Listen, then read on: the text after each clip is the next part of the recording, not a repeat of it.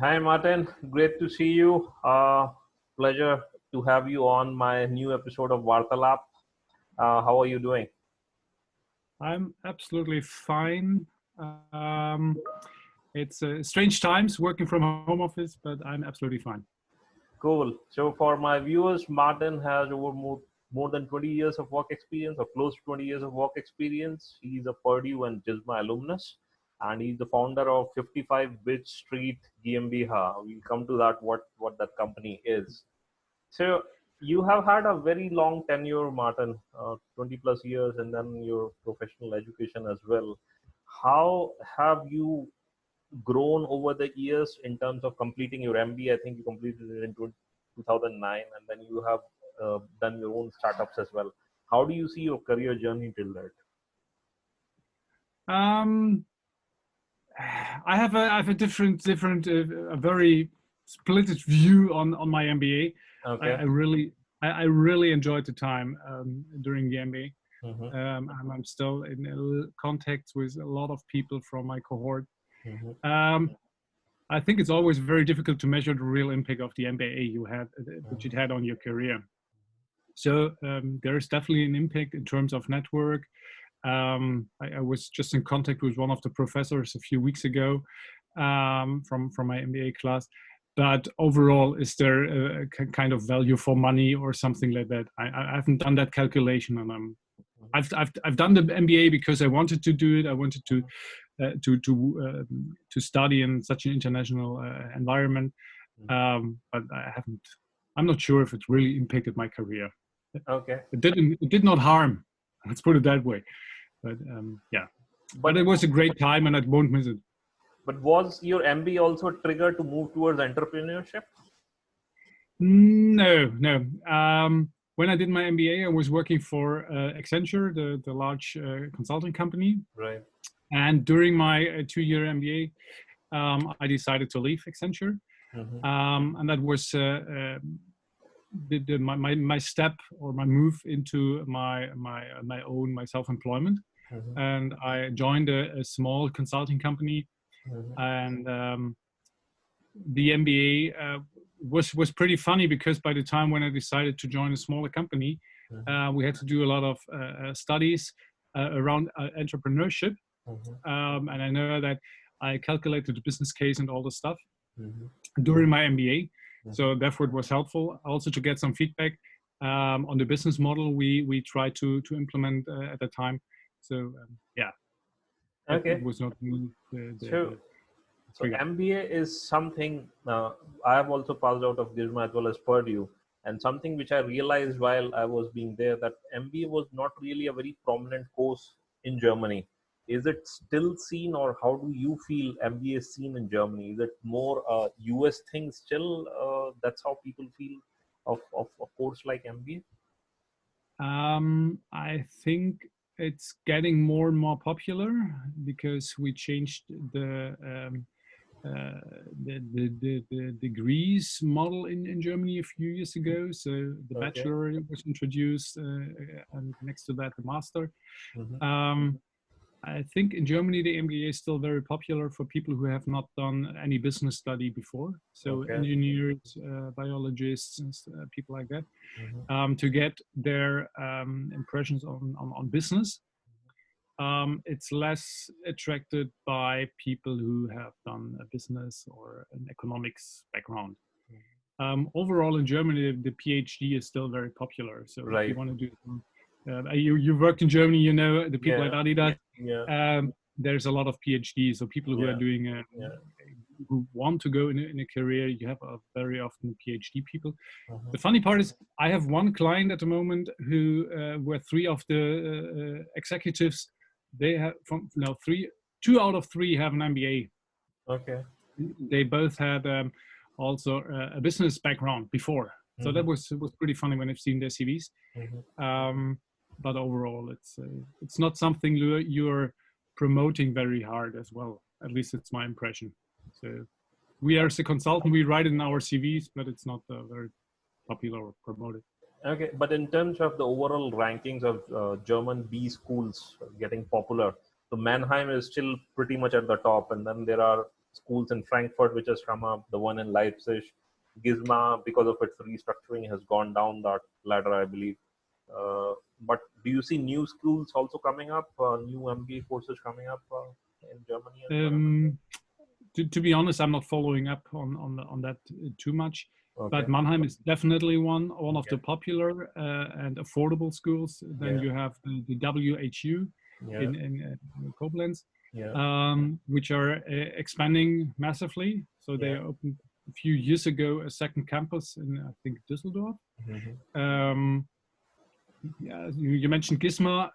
Well, even if I graduated from Gizma, I'm not in contact with Gizma anymore. They somehow got lost in the MBA world. But there are so many business schools who are introducing MBA programs.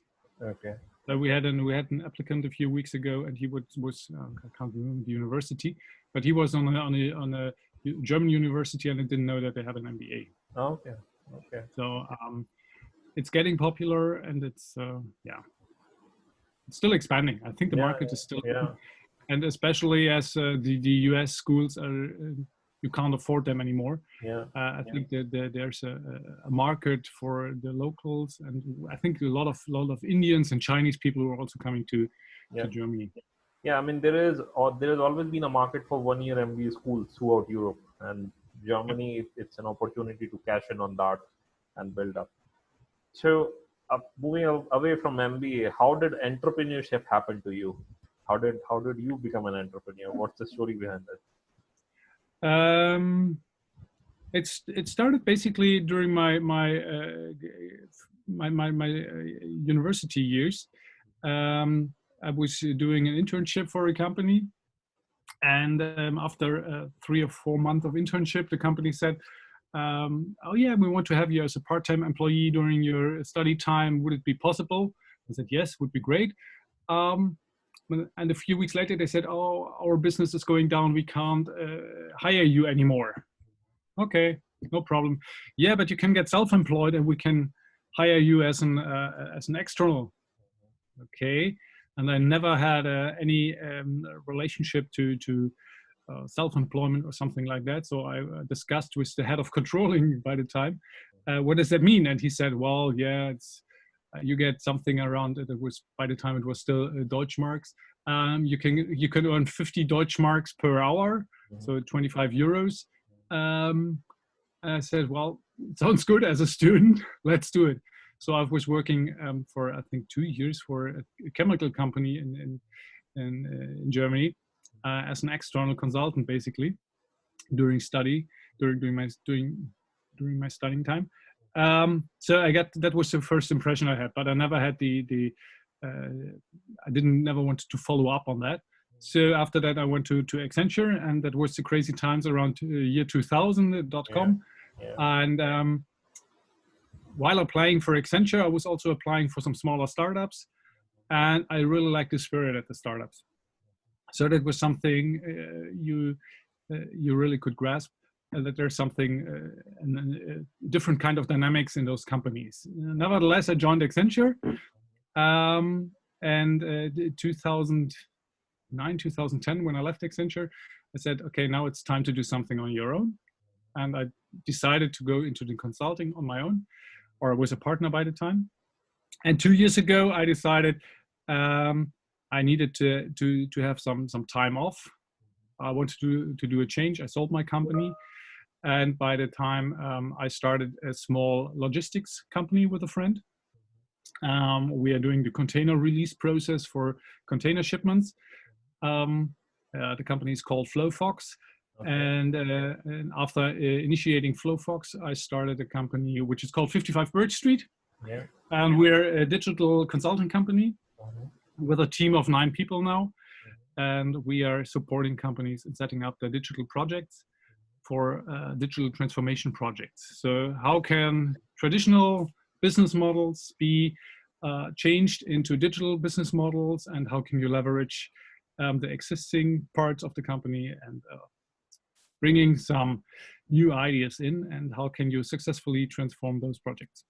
Okay, I'll come to digital transformation, but the name of your company, that's very unique. 55 Bridge Street. What's the reason behind that?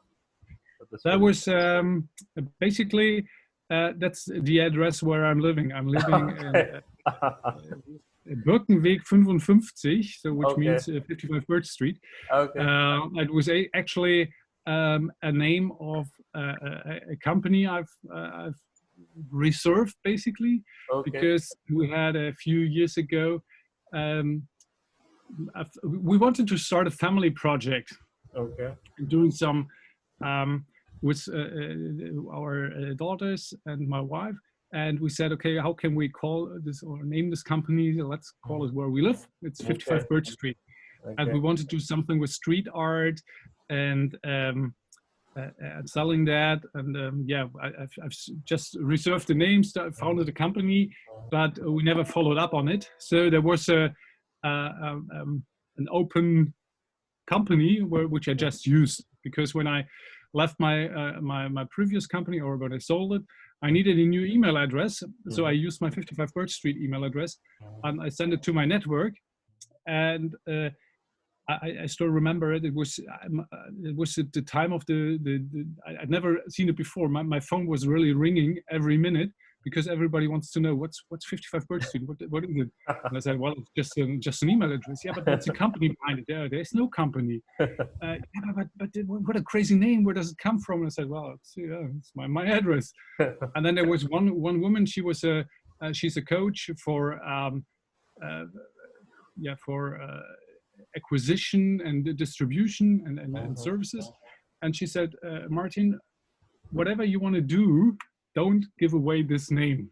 Yeah. And then I said, okay, let's think about it. And when I hired my first employees and when my partner Ben joined the company, I said, okay, now we have to find a name for the company. And they said, no, we use 55 Birch Street. And I said, okay, if you really want, I'm fine with it. Yeah. So that was what happened. Pretty interesting. So that's where the name is coming from. Yeah, yeah. It kicks a different thing altogether. A curiosity. Why that name?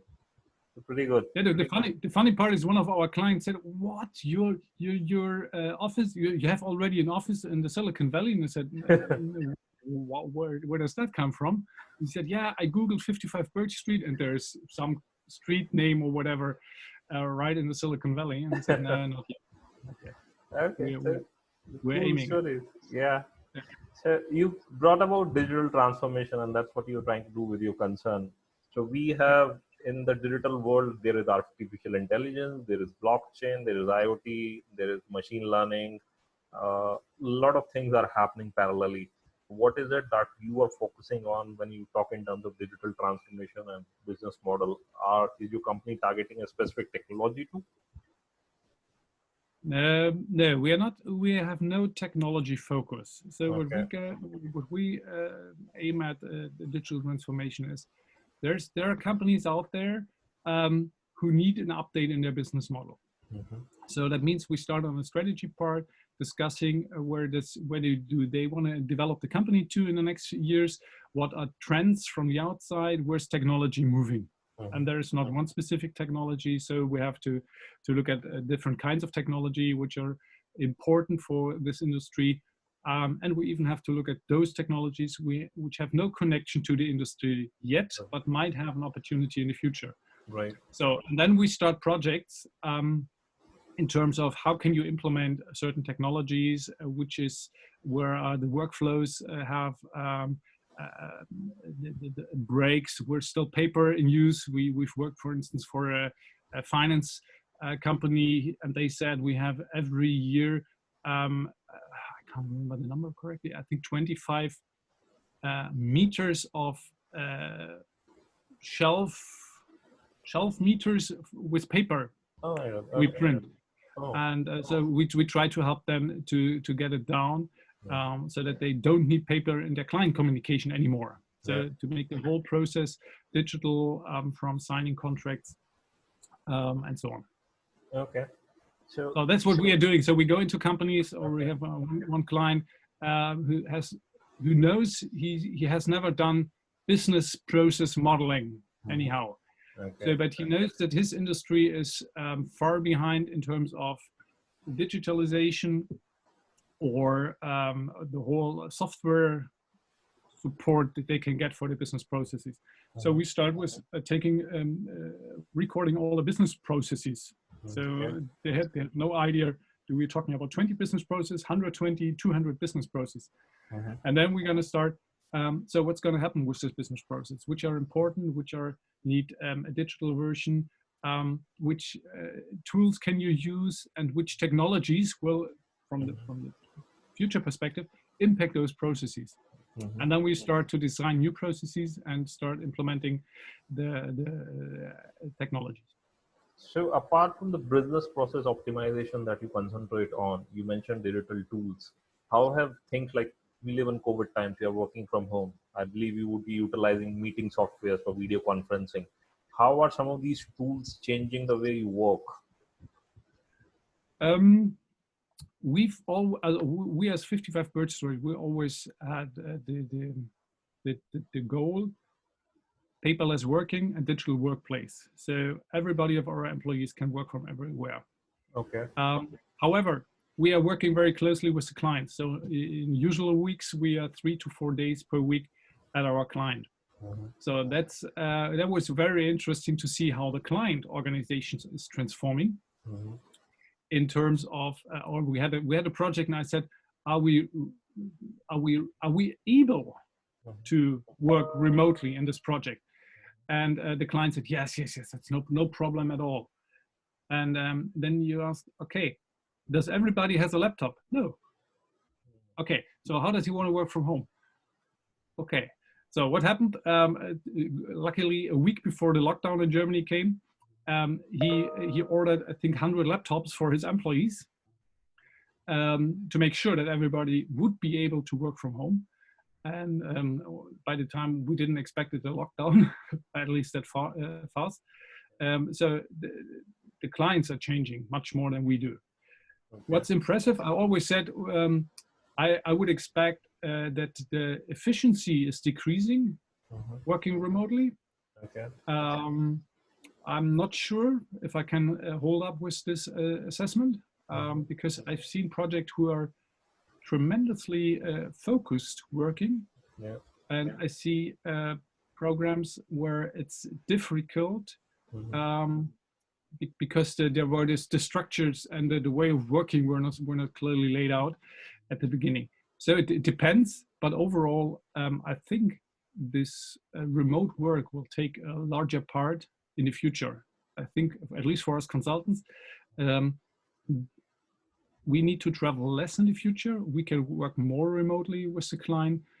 Sure, it is helpful if you have an existing client relationship where the personal impression is already done. Setting up a personal relationship just via a video conference is challenging. But I think in overall, it will require less travel in the future. Okay. So in terms of digital transformation, what are some of the obstacles? What are some of the obstacles that you have encountered at companies? Have they been more cultural in sense, or have they been more on the business side of things? One obstacle is to get the budgets and to convince the clients that it's really needed. For some of the clients, it's like a buzzword which everybody is using at the moment, and which makes it more difficult for them to differentiate: is it really needed, or is it just something somebody wants to sell? So that's something where we are trying to help our clients to get a clear understanding. What does it mean? I personally, I don't like the word digital transformation anymore because everybody is using it. And it's really like a kind of buzzword which has to be on every website. On the other side, if you open a newspaper, everybody knows by now what digital transformation means, or at least the direction in which digital transformation goes, and it makes it easier to talk to the clients about those topics. Okay. So one last thing would be I worked at Adidas, and what I saw in terms of digital transformation there was a uh, there was an attempt to change the org hierarchy in terms of making it more productized and agile driven at times as well. So have you come across some examples of organizations, bigger organizations or even smaller medium organizations, trying to overhaul the hierarchy as well as part of their digital transformation efforts? Yeah, I think if you are just doing a digital transformation without going to this organizational parts, it Yeah. will fail. Mm. Because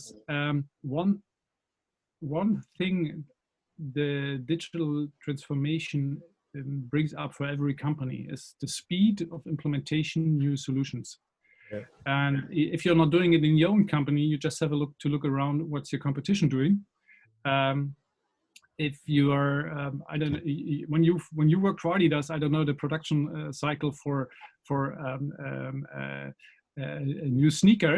Yeah. But when I was in China last year, there was in the Nike store a 3D printing device, so you could get your sneaker. Well, it was still a prototype, but you could get your sneaker in a few minutes or a few Yeah. hours. Yeah. So if you're not understanding how to leverage those technologies, Mm. and if you don't understand what your competition is doing in terms of how they are implementing technologies, it will be faster than you can think that you're out of business. Yeah. And I also think there's one point of no return. So if you miss the one point where you still can do the transformation in your organization, Yeah. you're out of business, because then the competition has leapfrogged you. And that's the only thing you can do, is get a more agile, a more digital focused organization, enable the people.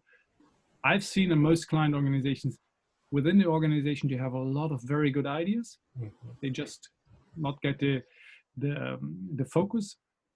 And I think if you transform your organization into a more agile part, going into a model of allowing mistakes, allowing errors, every organization, doesn't matter how the size of the organization, is able to conquer this challenging times.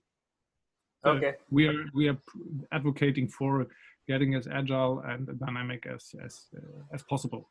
So one last thing before we close, in terms of choosing one technology for the future, there is cloud, artificial intelligence, IoT, blockchain, machine learning. Which one will you pick is for this coming decade? Or is it a mixture of all of them? I would say at least a mixture of a lot of them. I think AI is definitely bringing so much new ideas. Yeah. So every company who has not considered starting to think about AI, Yeah. they really should start. Blockchain is it's a mixture. There are some very good use cases for it, Yeah. but at the end of the day, I think it needs some time. I see it in the ship industry that they're doing a lot of prototyping. We have one client who's in the service industry who's doing prototyping with blockchain. Okay. There's a lot of use cases behind it, but there's still a way to go. Overall, I think every technology will have their role in the future. It's just if it's for a mass market, or is there still a more niche. Yeah. But you have to keep an eye on all of them. Don't miss one out, because you don't know what's the next big thing. That's the problem. Yeah. So, and that's what it makes interesting. Great perspectives, Martin. It was a pleasure speaking to you and getting your perspective. Our listeners would love to know more about the conversation as well, and I'm sure in future we can touch base on other topics as well. Looking forward. Thank you. Thanks for your time today. Wish you health. Thank you. Bye. Okay, you too. Bye. Thanks. Bye.